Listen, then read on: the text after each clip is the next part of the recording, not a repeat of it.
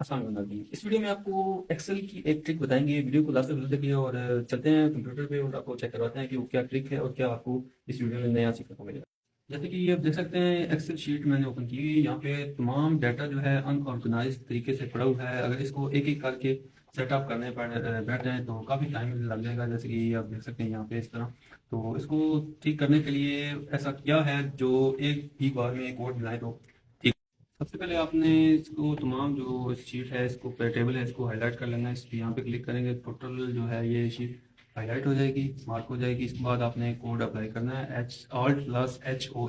ये आपने चेक किया, ये एक कोड के साथ ये बिल्कुल ठीक हो चुका है। अभी हम इसको ठीक करते हैं। इसके लिए हमने Alt+HOI अप्लाई करना है और ये भी टेबल ठीक।